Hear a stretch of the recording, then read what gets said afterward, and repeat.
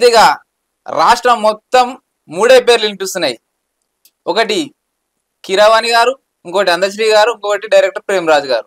ఈ 3 పేర్ల చుట్టూ ఎందుకు తిరుగుతుందంటే జై జై హే తెలంగాణ జనని జయ కేతనం అని తెలంగాణ గేయంగా ఏదైతే ప్రకటించబడ్డదో తెలంగాణ గీతం అని భావిస్తున్నామో ఇగో గా పాట మీదనే రాష్ట్రం అంతా రగులుతున్నది. ఆ దానికోసం కీరవాణి అవసరం లేదు, ఎందుకు ఇక్కడ తెలంగాణలో మ్యూజిక్ డైరెక్టర్ లేరా, ఇక్కడ కవులు కళాకారులు లేరా అని ప్రశ్నిస్తూ మన మొత్తం ఇప్పుడు తెలంగాణ మొత్తం ఆంధ్ర మొత్తం అదే మాట్లాడుకుంటున్నారు. వారే డైరెక్టర్ ప్రేమరాజు గారు. అన్న నమస్తేనే, దండాలు బావురా. అయితే ముందుగా అందశ్రీ గారితో వారు పాట గురించి మాట్లాడింది మీరేనా? ఫోన్ లో మాట్లాడింది మీరే కదా? ఎందుకంటే కొంతమంది ప్రేమరాజు అన్న కాదు, ఆయన వాయిస్ మిమిక్రీ కొంచెం జరుగుతున్నది, మీరే కదా? ఇప్పుడు 10 ఏళ్ల కాలం నుంచి ఆ పాటనే అసలు దాన్ని తొక్కేసిరన్న. ఇప్పుడు ఆ పాట వచ్చింది, దాన్ని ప్రకటించారు, అందరూ వాస్తవానికి ఉద్యమంలో కూడా పాడుకున్నారు. ఇప్పుడు ఆ పాటను ప్రకటిస్తే మీకు వచ్చే నష్టం ఏముందన్న? అట్లా తొక్కేసింది వాస్తవం.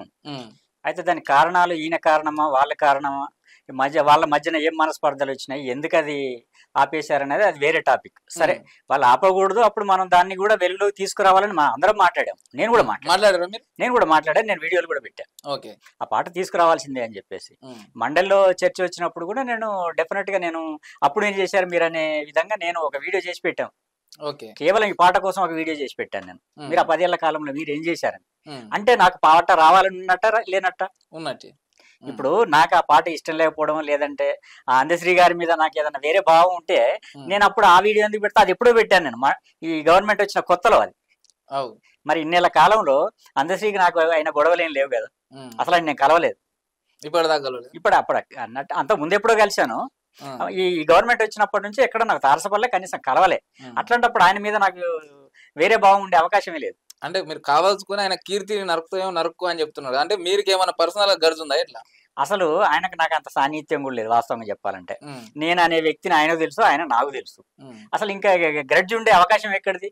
ఇప్పుడు ఆయన నాకు నా తోటి దర్శకుడు కాదు, అసలు సినిమా రంగంలో లేడు. అసలు ఏ విధంగా నేను ఆయన కీర్తి మీద నేను అసూయపడతా, నాకేమవసరం? మరి మీకు వచ్చిన ప్రధాన సమస్య ఏందన్న?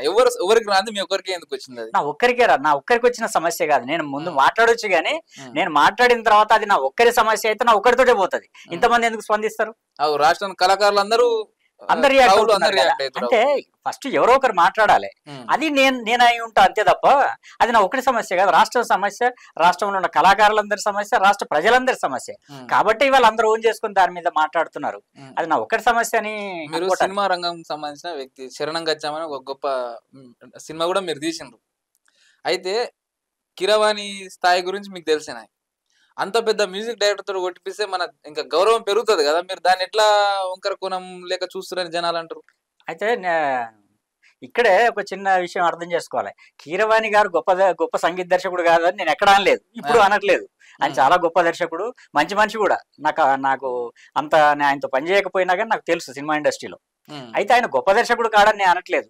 ఆయన చేస్తేనే సినిమా లేదు ఈ పాట బయటికి వెళ్తుంది, ఇంకా దానికి హైప్ వస్తుందని అనుకుంటే ఇంకా ఆయన కంటే ముందు ఆస్కార్ వచ్చినారేమో అని ఉన్నాడు, ఆయనతో కూడా చేయించవచ్చు. దానికి అంతెక్కడ ఉన్నదా?